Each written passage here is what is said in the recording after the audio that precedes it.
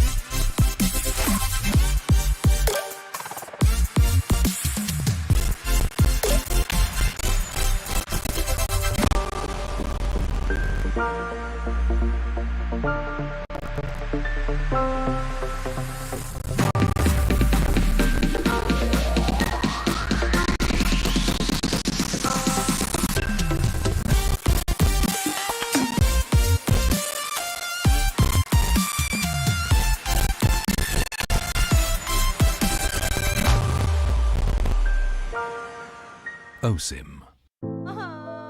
Warga plus 62 emang banyak maunya. Dari drakoran sampai banjir air mata.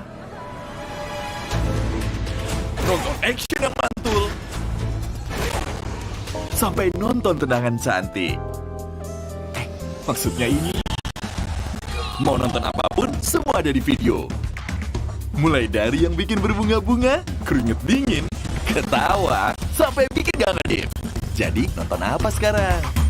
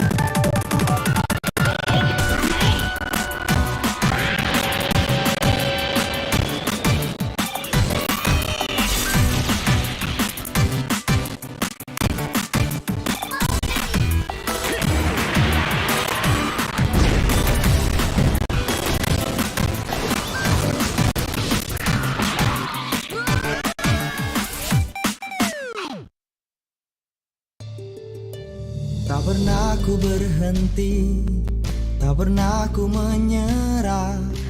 Untuk raih peluang, untuk ambil keputusan. Bisnis Indonesia, navigasi bisnisku. Bisnis Indonesia. Bisnis Indonesia, navigasi bisnis terpercaya.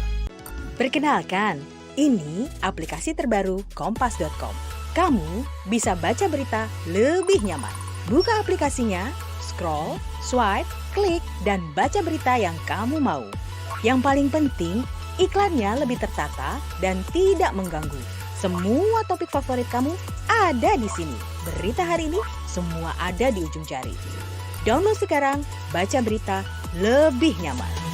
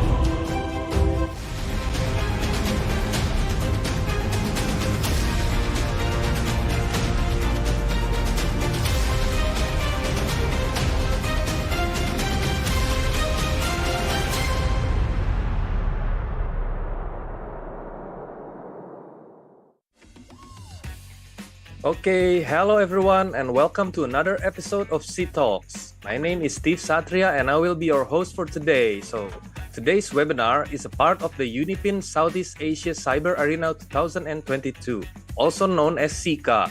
It is the largest tournament in the Southeast Asia that is started since 2018 by UniPin. So this year's SEACA Major 2022 will bring an exciting series of events starting from the 15th until 29th November 2022.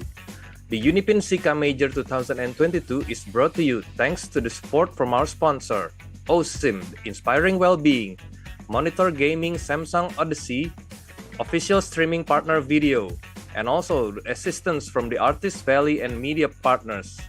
Moreover, for you guys who's been watching the C-Talks by now, we have a great offer for you guys. You can get up to 17 GB internet quota bonus from Axis by purchasing UniPin voucher using Axis. Just click the link on the pinned comment or description box below to purchase.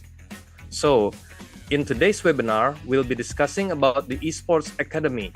As a growing industry that targets the young people, esports should go hand in hand with education as to build a strong foundation for the industry so it can prosper in the future. So esports also need to have a good education system to ensure that its talents and key players can have a good regeneration and maintain the industry so it can last longer. As such, an esports academy is something that we all need.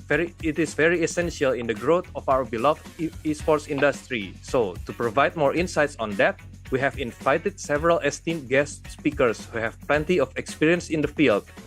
The first one that I'm about to introduce is the top executive from the Malaysian-based company renowned as the initiator of Mobile Star League and the leading figure in educating the public to explore more about the Esports Academy. So please welcome Mr. Mervyn Lai, the director of Playbook Academy. Hi, thank you, Steve. Thank you.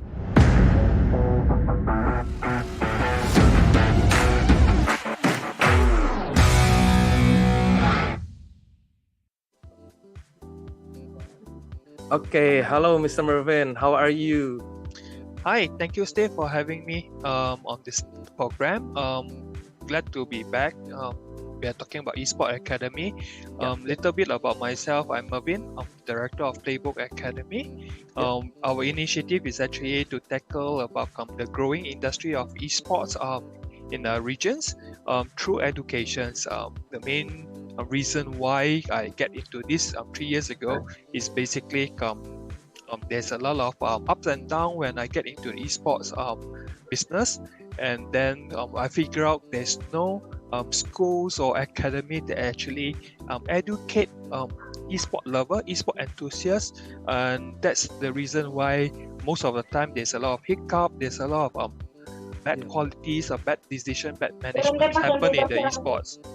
And I saw that opportunity. I say, esport is growing, and then that's how I jump into this initiative about offering esport educations part of their journey. I see. That's very great. Wow, that's very good to hear from Mr. Mervyn. Okay, thank you, Mr. Mervyn, for joining us on today. So, all right, our next speakers come from the official Indonesian esports community. It's the governmental body of all esports activities in Indonesia, which is the PBSI. So it's taking its name from the national symbol of Indonesia. They oversee the esports extracurricular activities in the whole country. So please welcome the head of Garudaku Esports Academy program, Mr. Robertus Aditya Pratomo Putro.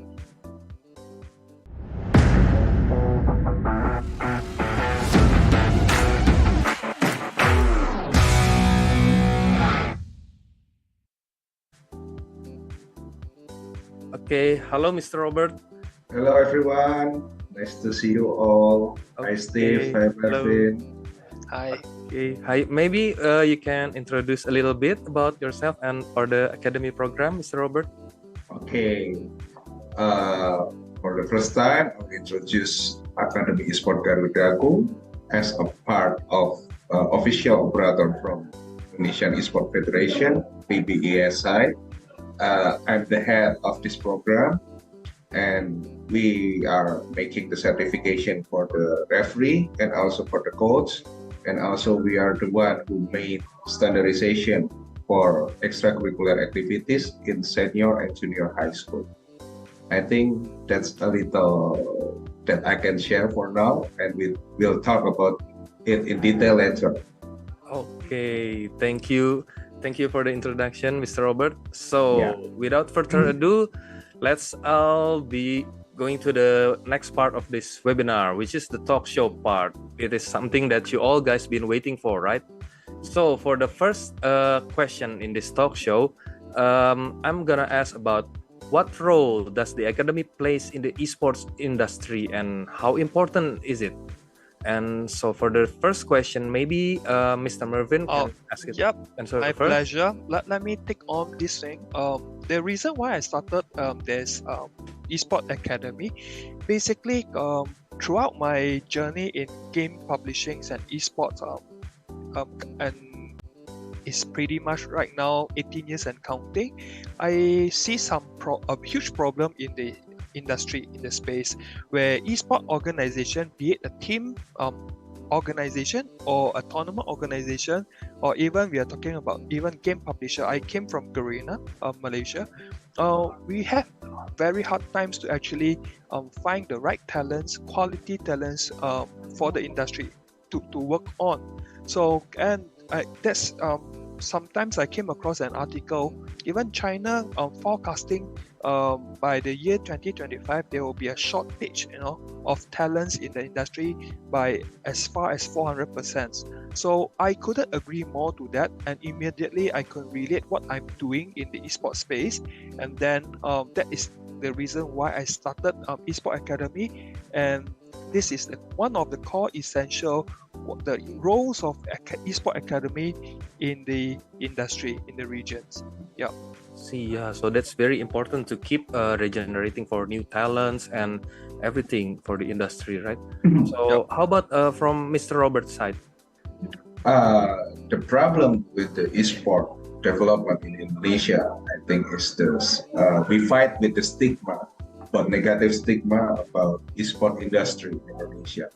People say when you play in the games, you waste your time, you waste your youth, and what the beneficial things that you could achieve when you play esport. But the problem is many things that we could learn from esport, because in esport we must have special skills that actually really needed to become a managerial level in under the industry, and that's what Esport Federation in Indonesia think about this. So how we could help the esport user to implement what they learn in esport games into real life. That's why we need some kind of organization or maybe academy to help them, to teach them, and to maximize them and enhance them to become a professional esport player and also professional youth in another industry also. I see. Couldn't agree more, Robert, that because the negative stigma when it comes to perceptions of playing game or video game in general pretty much came from our generation, my generation, or even my parents' generation, whereby I will just boil down to one of the core reason why there's negative stigma, because they are not aware, not well educated what's the potential opportunity that we can derive from such an industry, be it video game or be it esport per se. Because the information wasn't really wide enough, exposed enough to many older generation, whereby they are the one to dictate their kids, our students, is this good, this is good, or this is bad. So when they are left behind information, they'll just say, playing games too much is bad. So because they do not understand what can you derive from playing video games or even esport per se. So this is one of the core reasons. And we are live in a shifting era or between the generation. So in this era, especially during the pandemic, esport become booming games and also becoming booming sport also, and the user increased drastically, and could say this is an hobby or what they do just to spend their time, but we could say esport now already become a lifestyle for the most of the user right now. Esport is a mainstream. Mainstream. It's a sport entertainment media by itself, and we can't just deny the existence of esports. What's more, we need to embrace esports to come. One of the key things is like the newer generation, be it millennials or be it Generation Z, or the new generation we call Zoomer coming to place. Their interest, their hobby is no longer just limited to the limited option. Like back then when we play games, it's just about playing football, playing badminton, playing table tennis, or any other traditional sports per se. Right now, with digital, with technology, with platform, with infrastructures, right, internet and stuff, we have more options when it comes to games. So when games get serious and develop into a tournament, develop into esport, whereby there's audience paying attention and how serious a player or team to compete within their games, it becomes mainstream. And this can't be just deny the growth of esports, rather than to embrace it. And then this is what we call the business opportunity, growing industry in esport. The kids, not just I believe in Indonesia or in Malaysia, people are getting serious about it, and then the hour we spend in esport, we consume esport as an entertainment, as a media, become mainstream. Is, I will say, the future in one day to come, it will be as huge as what we see comparable to sport programs. like the conventional sports program in the past. And for the audience right now, the kids start younger to use the media device.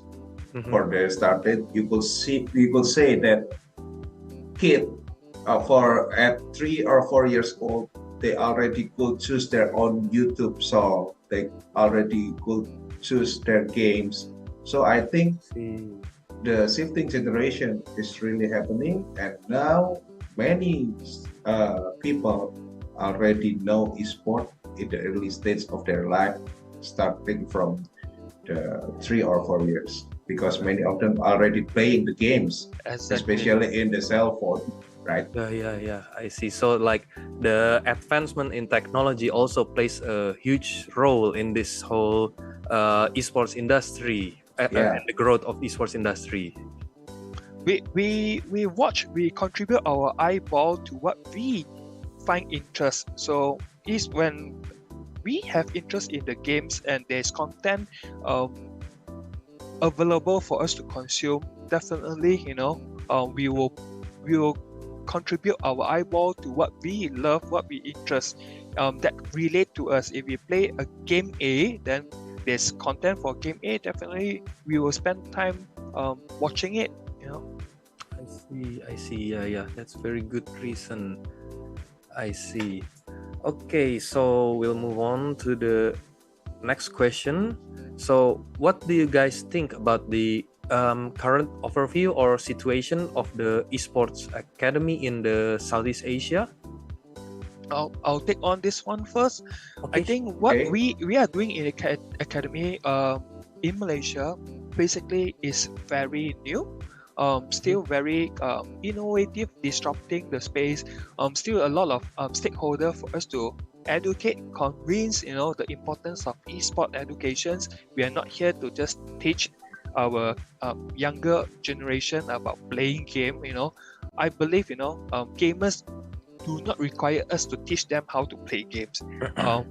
They play games on their very own initiative. But what our role is to actually educate them, or to provide a platform, a bridge for them to discover what else can you do for the love you have in games. What are the opportunities you have? And this is where we bridge educators to fill in the academic side of the needs for our students to learn. If your love in gaming, love in esport per se, what else do you need to learn from academic perspective, and what can you derive an opportunity out from your passion in esports? Yeah, from my opinion, in Southeast Asia, many users of the cell phone already increasing drastically also. So it is easier for now because in Southeast Asia, most the esport players are from mobile games, right? So when we could say that they start younger, like I said before, and the user already more and more every day, the competition already established also, and this is really nice. But the problem is game. Many teacher or many parents still don't get the point. What is the esport potential is? I see. And so they tend to, what are you doing? Don't play the game. You must learn. So that's the stigma that we must solve together. And I always say when I go to somewhere in Indonesia, I always say that this is our responsibility, not just from the academy, not just from the government, but out of you. If you love the esport, please be a positive example. So when the parents see you in the YouTube or in games, they will, this is make my kid better. This is make my student more disciplined or something like that. So the parents and the teacher who always think negatively about the esport will change their own perspective about the esport, and also they will support you as a player or as an esport user. I see. So all good answers from our speakers. I got something to top up, Steve. I couldn't agree more with Robert. I have another perspective that came into it, which is what we call social problem and also economy impact. Without a proper academic provider that our kids are very engaged in esports or gaming per se, the tendency for them to drop out in their academic is actually huge, and eventually it will become a social problem for the country. Meaning to say, if they do not excel in academic and just obsessed with gaming and esports, eventually years down the road, they will be facing difficulties on getting them a quality job, finding income, putting food on the table. They will end up with low quality jobs per se because of their lack of trade, lack of skills per se, lack of academic.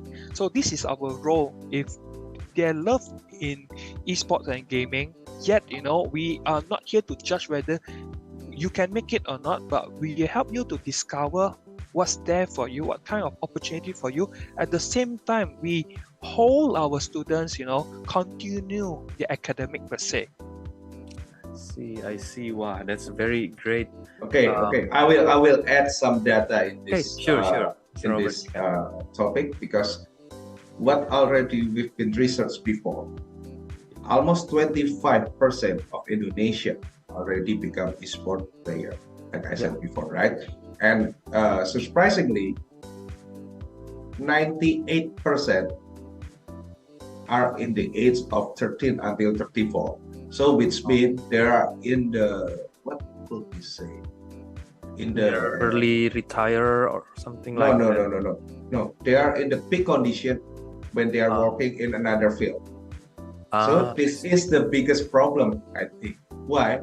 When they finish in the 35, when they retire from esport in 34 or 35, or maybe like we know most of pro players already retired at 25. This is the big problem for us, because there will be many people who lost their job because they already retired at 25. And this is the big condition when you have a job or work in another area, not in esport. So what we must do is we must prepare them. We must complete them with the soft skill, with what they've lost when they're focusing on esport. So we try to help them. We try to give them materials, maybe not in curriculum, but it's still just for hobbies and interests, I think.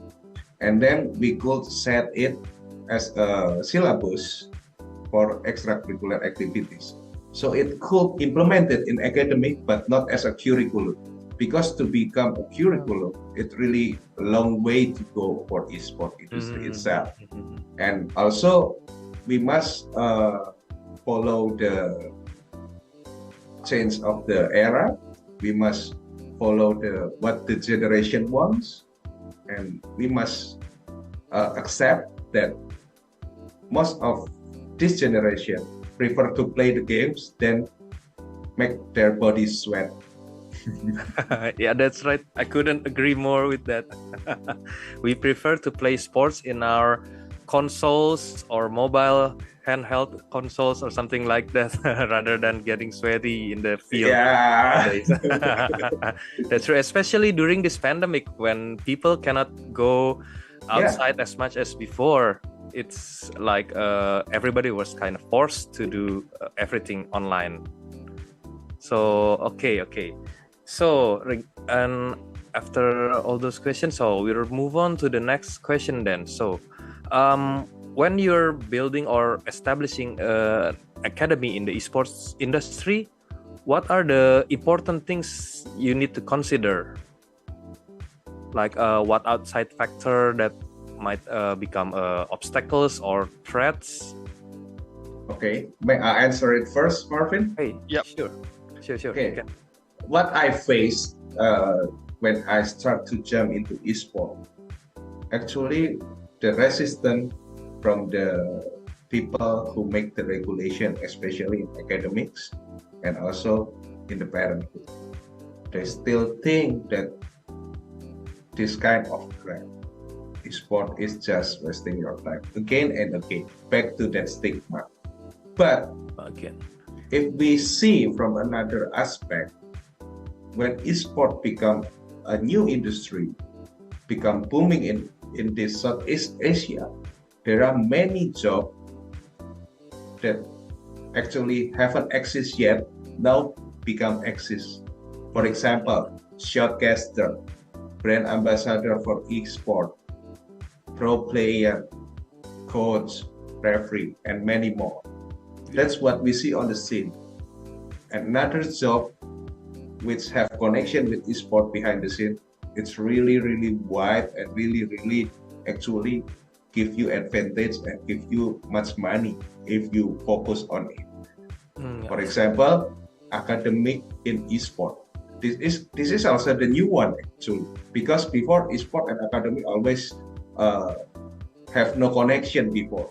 That's right. Academic always learn, and esport is just waste your time. But Yeah. now, esport as part of the sport already become a part of extracurricular activities in Indonesia, and also have their own competition.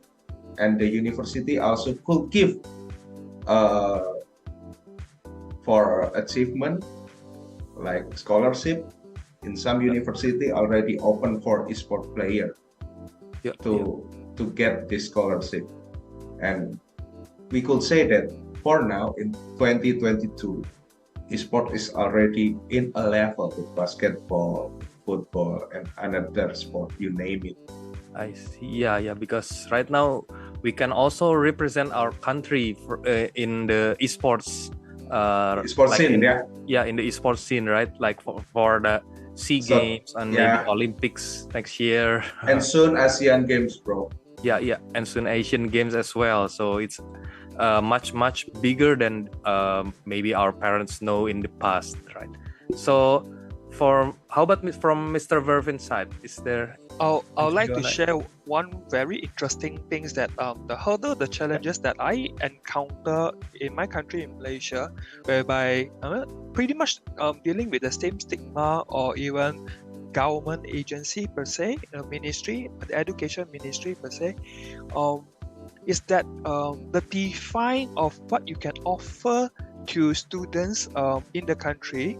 When it comes to esports academy, we are talking about curriculum or extra curriculum, that we should run away from anything violence related to violence. That being said, the interesting, I understand there are even like Olympic, you call it restriction to violence games, whereby if it's non-violence, non-guns, non-shooting, that one I can relate to. But even to games extent, like if you see killing and blood, yes, so I understand. But sometimes the extreme cases, for example, this is what I heard unofficially, whereby if we are talking about FIFA football e-games, esport games in FIFA, by tackling another players and the players fall down on the grass and in pain virtually, that consider violence as well. This is hard to be accepted. Yeah. Oh wow. So if you tackle, even if it's happened in the video game, not in the real world, it's considered as violence now. Yeah. So these are the areas, these are the challenges that I believe not just in my country, Malaysia, I believe happen in every regions as well, are some challenges, some adversity that we need to face.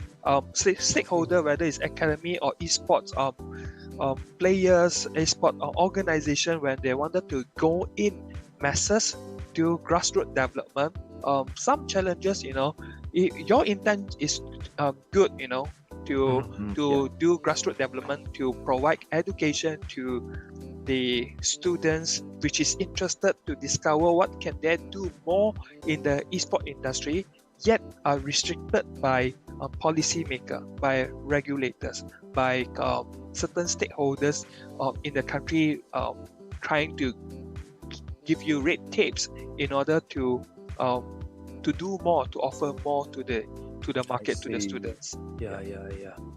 Yeah, I see. That's very interesting. So we also have to prepare with an open mind for another aspects that might be obstacles or threats in building the academy. Yet we understand when it comes to esports, the popular trending games, that esport we are talking about, there's PUBG Mobile, which is shooting.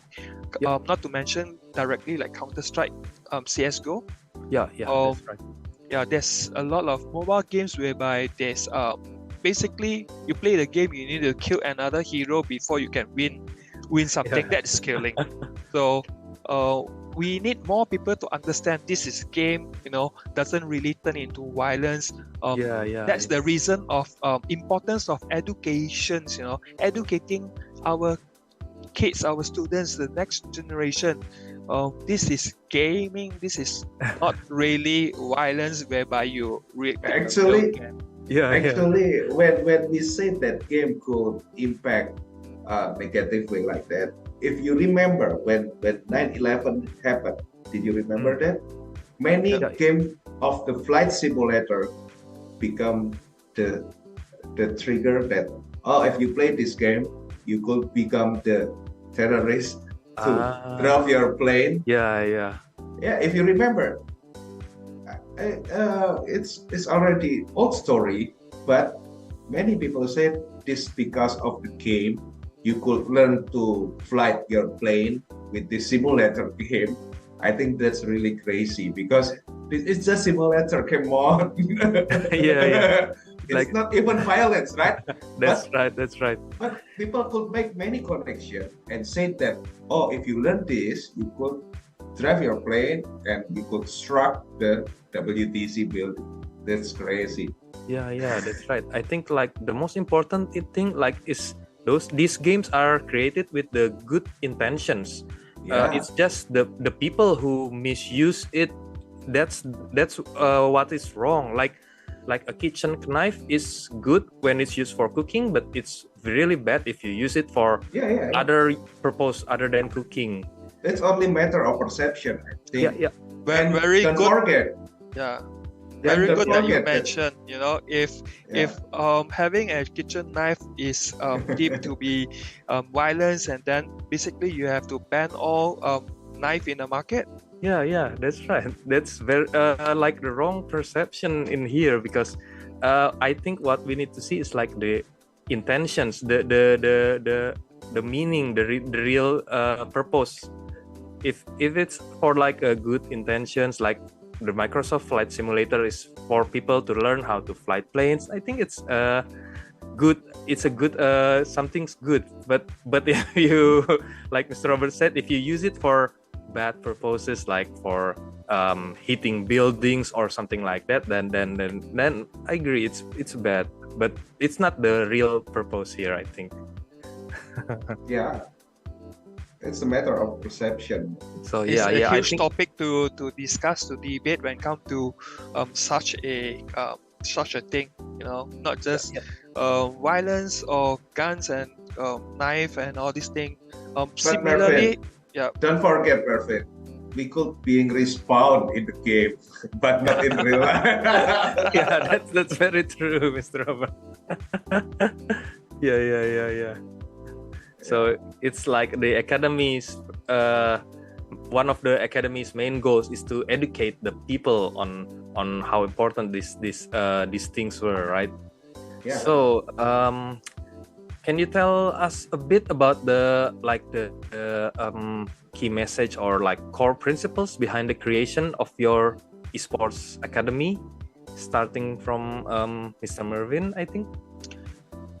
Key thing that the inceptions of academy, I mentioned, we foresee there's a lack of talents, quality talents, basically from the private sector. All these esport organization having difficulty, tough time to really get good talents to produce. So what do I mean by produce? To really do the work, quality work. When we fail to actually churn out good quality works, that will restrict, limit, or even give problem to company profitability, the industry to grow.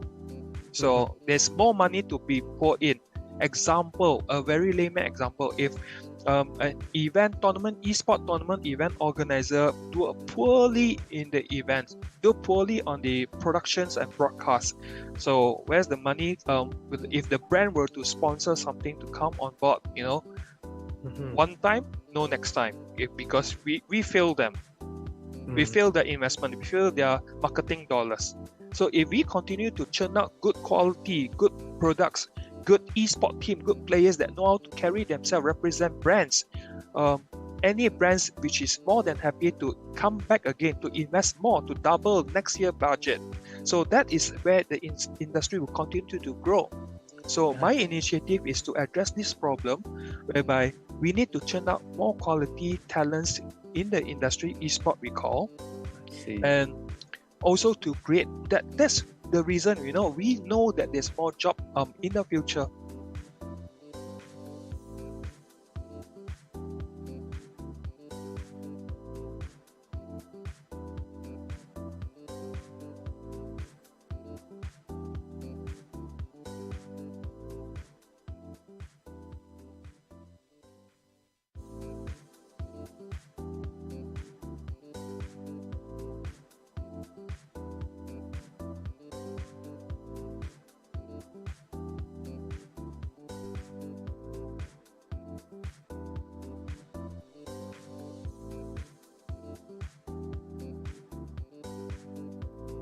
Pro player for the team and also for the esport ecosystem member.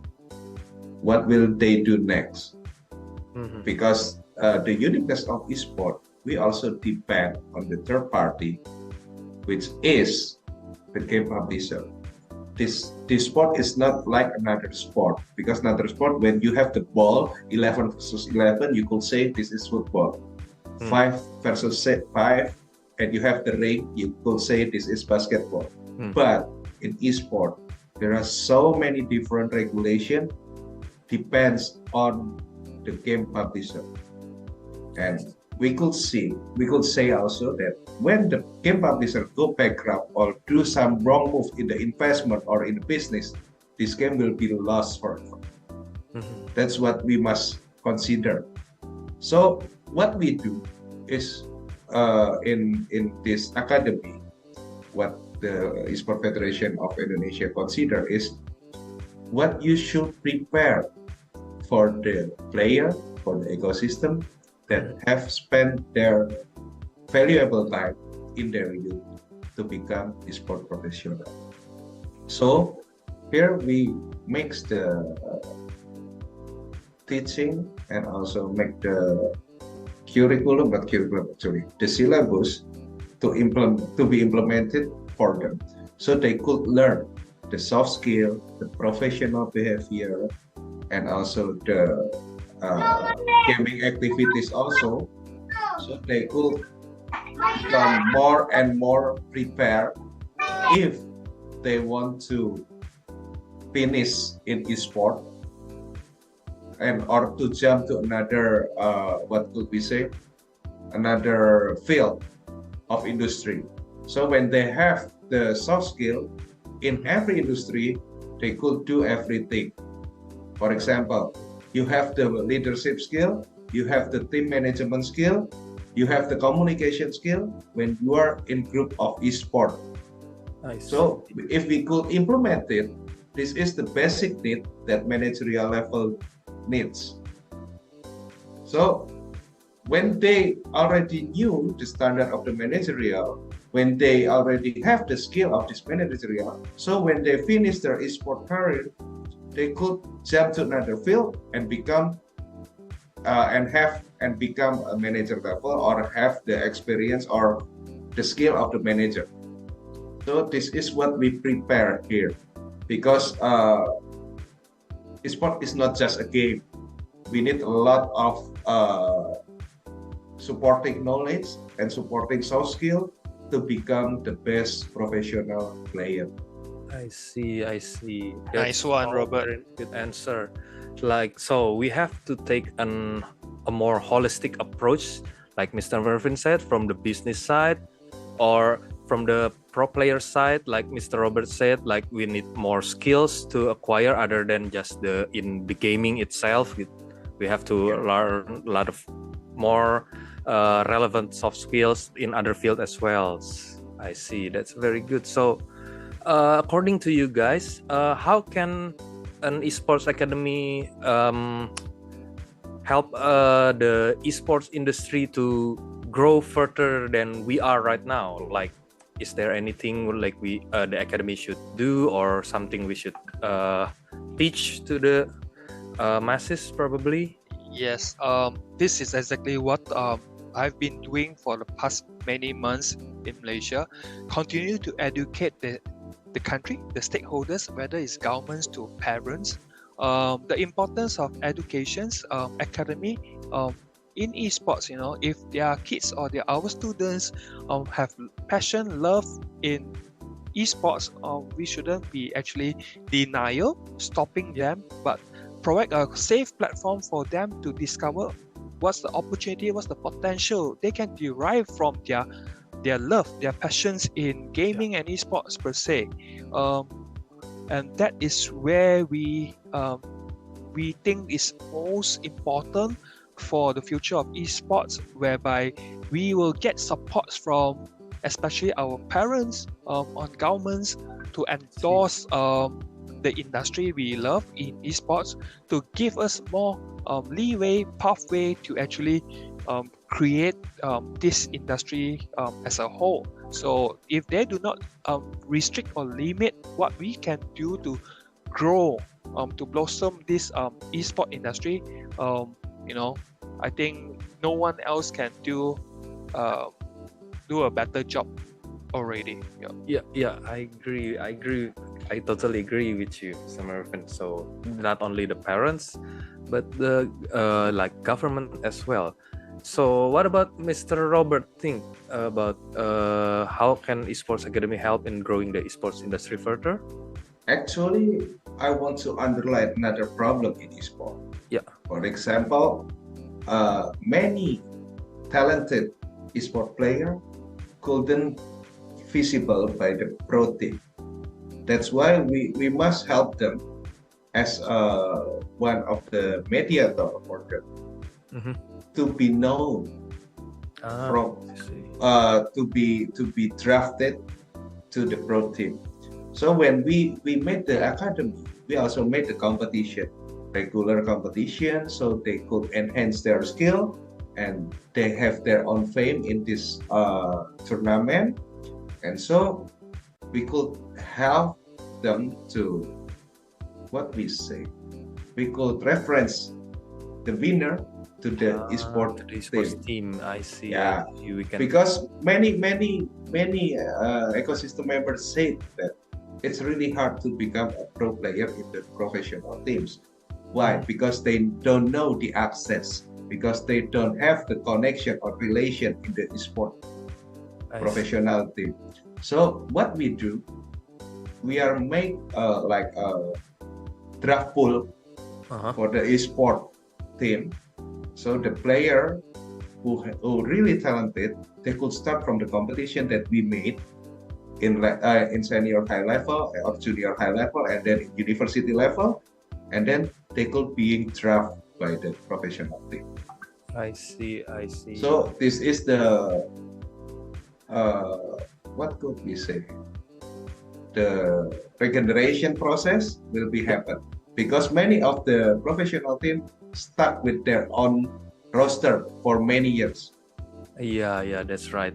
Yeah, so we need to make regeneration for them. So we must provide them with the talented athlete, talented talent.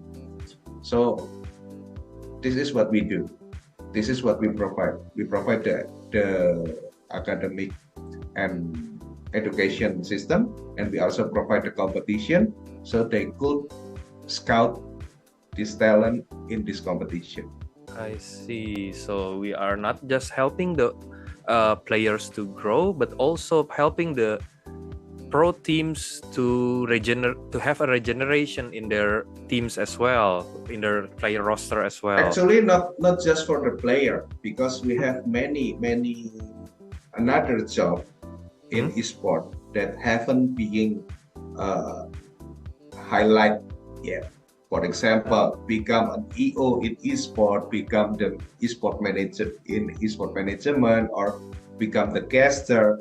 Many things that esport is just the player and the coach, but many aspects beside that is really could give you a lot of money, a lot of experience, and a lot of passion. I see. That's very great. I have something to top up on top of that. Yeah, sure.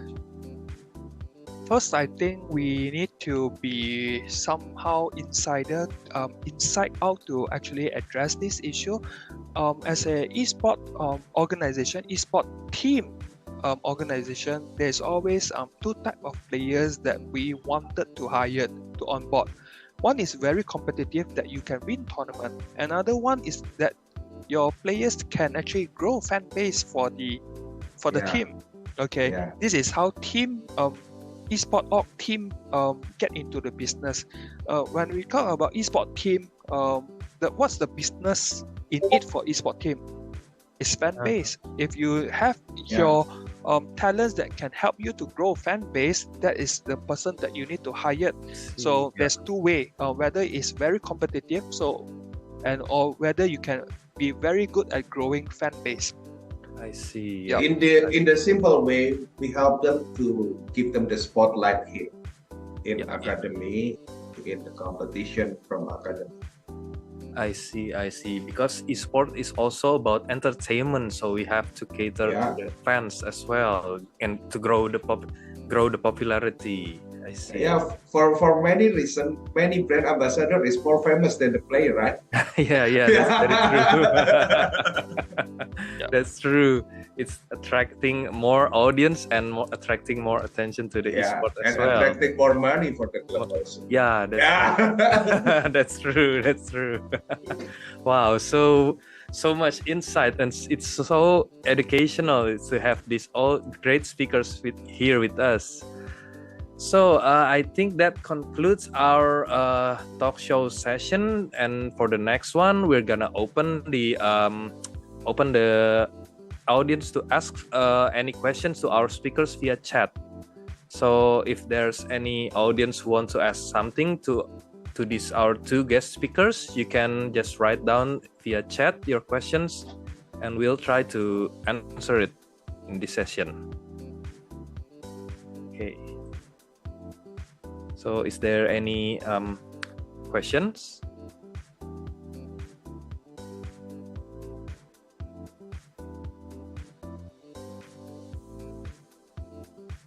Okay, we are still opening the line here. Meanwhile, we're waiting for the audience to post any question, if any. I think let's continue to talk about the last topic that we talking about, creating a platform, a space for players to be discovered and to get into the teams, so that they can be visible, to be hired or to be recruited per se. I have a fair share. When come to this, I used to own a team in Mobile Legends. Back then, we called Team Cyan before I sold the team to Asia. Boss Tony Fernandez, and rebranded into Asia Cyan. We had a couple of tournaments in Indonesia as well during the MSC and MPL as well. So, one thing I want to share with all the audience is that being visible to the team owner to be recruited, there's always two. Whether you are the very highly competitive that you could win tournament for the team, for the team, or you can be so popular that you can draw your fan base to the team. This is the two key talents that we will be interested to hire. That being said, how can you be visible to team owners so that they don't stick with the same pool of talent, same pool of players? Just be good at either one of it, that I mentioned. Be competitive or be it really popular. Yeah. I see. So if a player has both of them, it will be a really really good Superstar, just like superstar. Lemon. I If you see. know Ah. who is Lemon, he used to be with EVOS. Yeah. Yeah, I see. And once you get very popular, or probably you win once for the team, Mhm. very difficult to be continuous champion. So most of the that's right. esport games, whether it's from Dota to Mobile Legend, you see the champion team normally only come in one season. So this is what we call, it's easy to be a champion. It's hard to defend as a champion. Yeah. There's many reasons, many factors behind it. One of it I would like to share with everyone is that when you become champion, not just about the prize money and the fame that you gotten for the team, you will eventually open more opportunity, more doors for monetization, for revenue.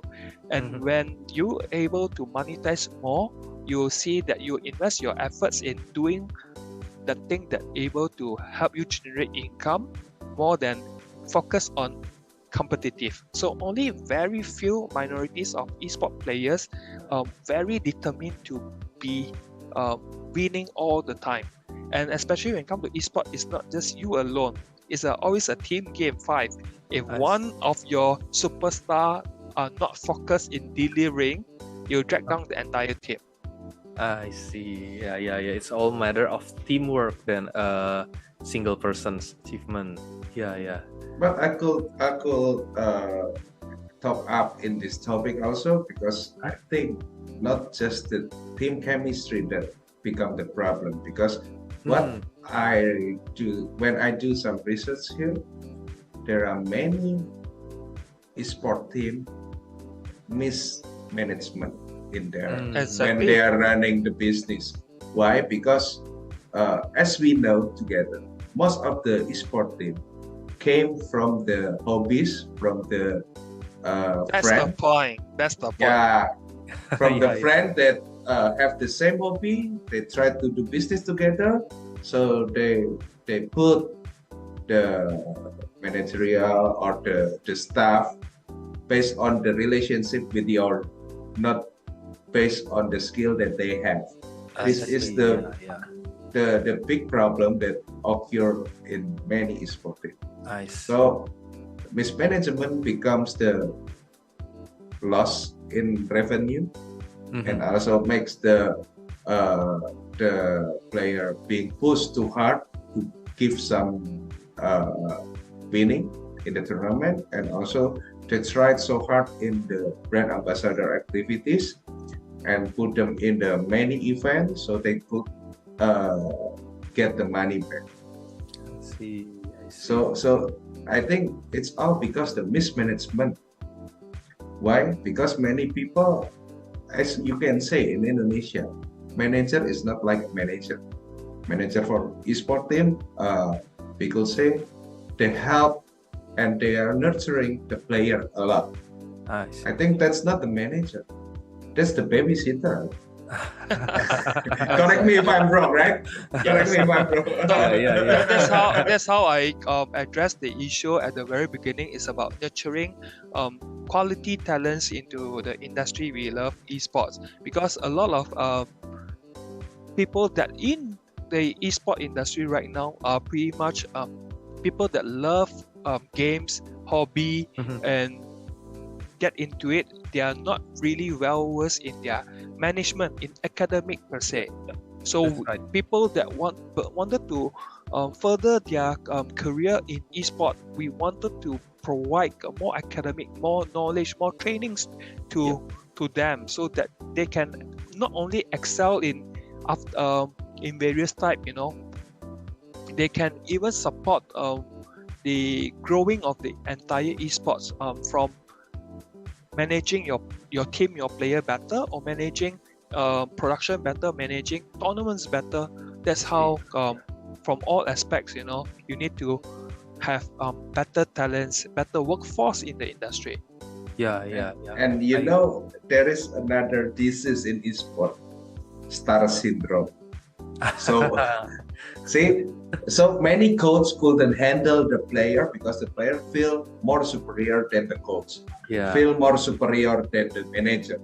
This is also the big problem because the professionalism, and when you say you are pro player in the pro team, you couldn't do that because work have their own ethic, work have their own hierarchy, work have their own job desk. So when you say I'm the pro player, but your attitude, your star syndrome is bigger than the team. It's really dangerous for the team and for yourself. That's right. So not only the skills, but attitude also plays an important thing. Yeah, that's why Garudaku Academy have the slogan "Jago aja gak cukup." Yeah, that's right. You don't need other things than only skills. It's not enough. Only Skill skills. is not enough. That's right. Very nice. Very good slogan there. Yeah. We got so many insights here from our very good two guest speakers here now. So we're still opening. Is there any questions in the chat? Okay. Is there any? If there's none, I think we can call it a day. Yeah, I think it's looks like there's now questions from the audience. I think we can close this webinar. But before closing, I think we're going to take a group photo first. So can the broadcast team move to the three guys set up here. Okay, we'll take the group photo first on this webinar. I'll take. You guys ready?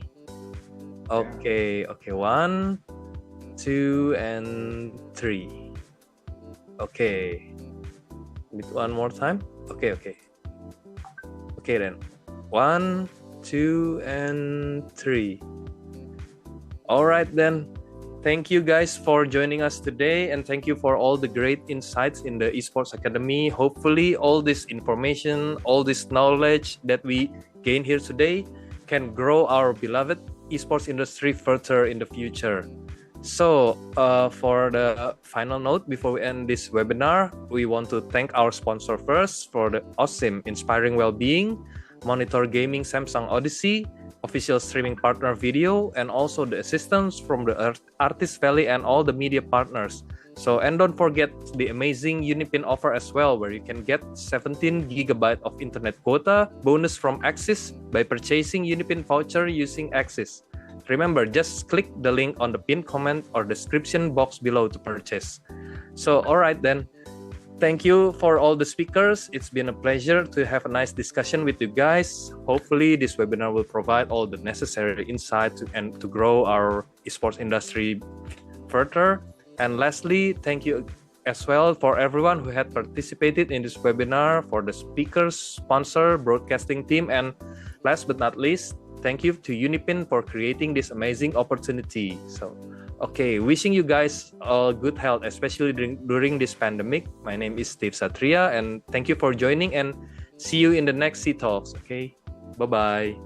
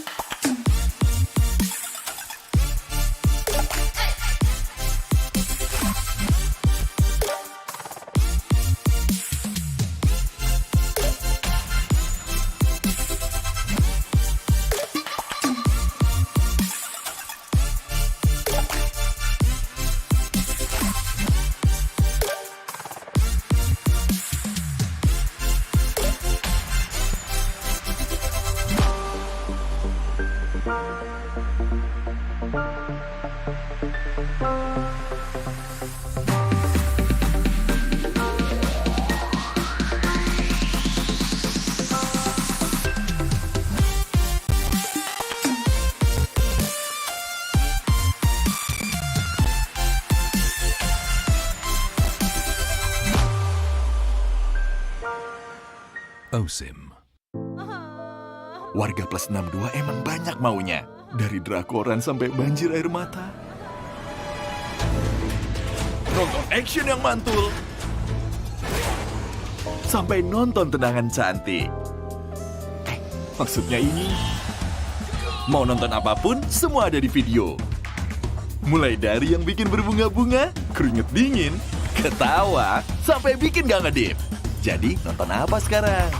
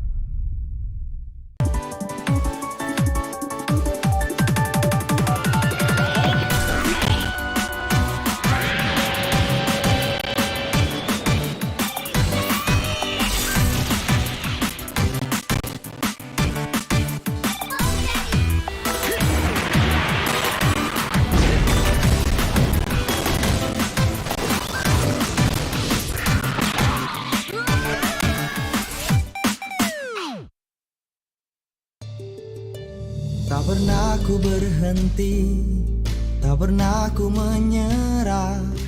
Untuk raih peluang, untuk ambil keputusan. Bisnis Indonesia, navigasi bisnisku. Bisnis Indonesia. Bisnis Indonesia, navigasi bisnis terpercaya.